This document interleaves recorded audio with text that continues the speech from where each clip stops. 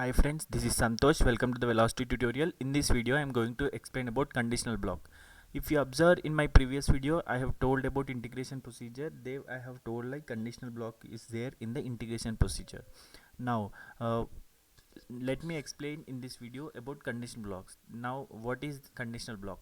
Yes, if we observe in any programming language, we will be having if loop, like whenever the condition met, it will enter into the loop and execute set of statements whatever there in the loop.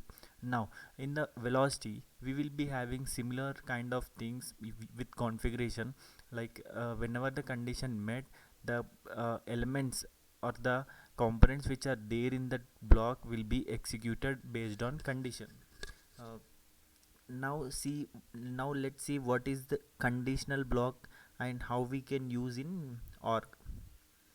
Here this is a velocity org. I have created new integration procedure, like condition is a integration name and type is this one and subtype is as a block.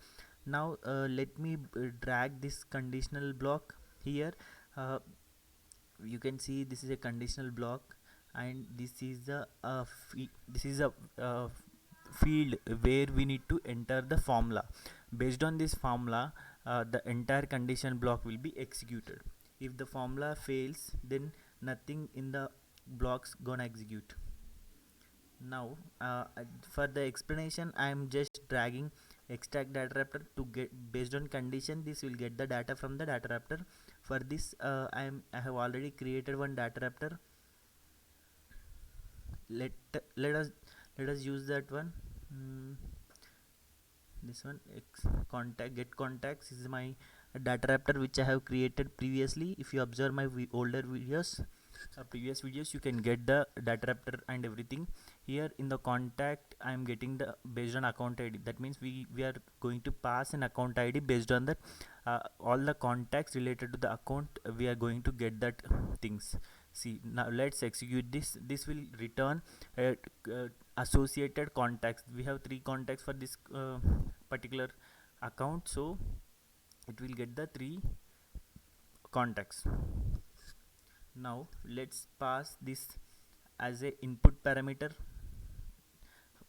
For the conditional blocks explanation purpose, I'm using this id. I'm passing static and filter value. What I have mentioned in the data wrapper is uh, id. It is, I'm going to write here id.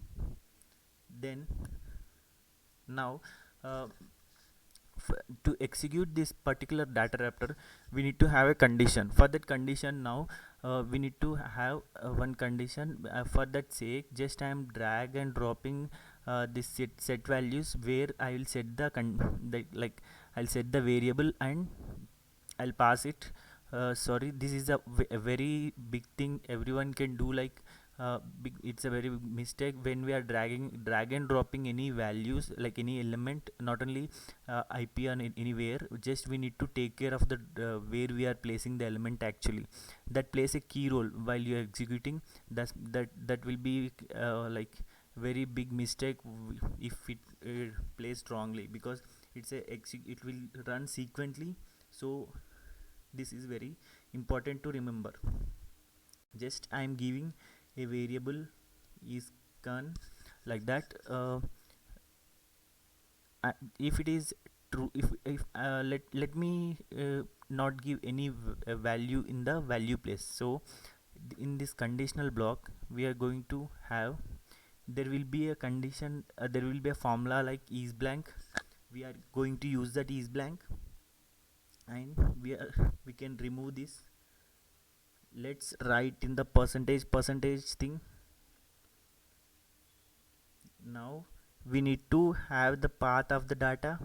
For that we need to take this element name colon variable name, sorry,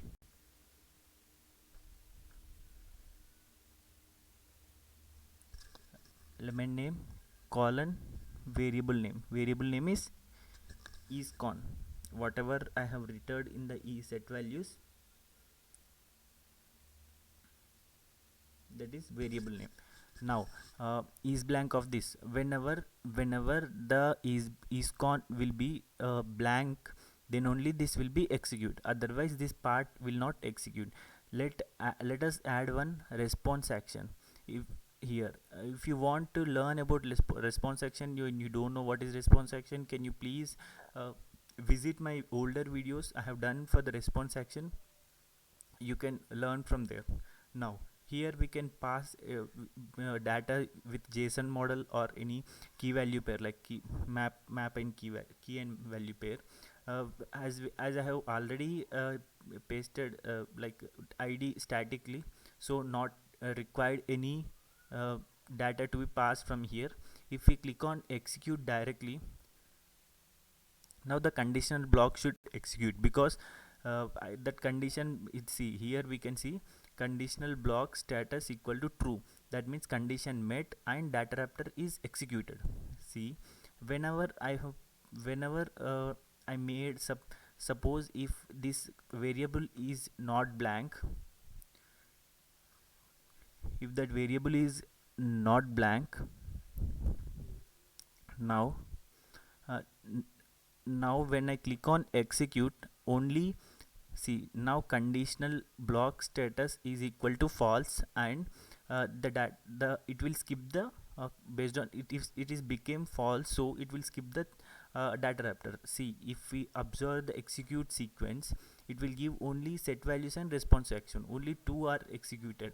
Whenever whenever there is whenever there is no data in this field, in this variable, we can see if I execute this one, then everything will be executed. And if we observe the execution sequence, the execution sequence set values, conditional block, and data raptor action and response action. This is a way how the conditional blocks will work, and this will, if it is condition met, then it will become true, and the output whatever we want, it will get based on condition. The use of condition block is very much important in the business logic, building a business logic, and it's also very important when we want to skip the execution for a particular scenario. um, Here I'm passing like this is a normal formula I can tell here, because whenever in the real time scenarios we'll get a huge formula, or and also based on many conditions also we need to execute something like that, like based on 2 to 3. Similarly, like when we are used in the Apex or any programming language, right, in the similar way we might get multiple conditions here, and also based on that condition we can execute this one. And we have a data raptor here, as I showed you, and this is response action. uh, if you want any response action video, you can refer my old videos. Okay, thanks friends, please subscribe my channel, and I'm definitely going to do all the videos on every component in the velocity. Thanks, take care.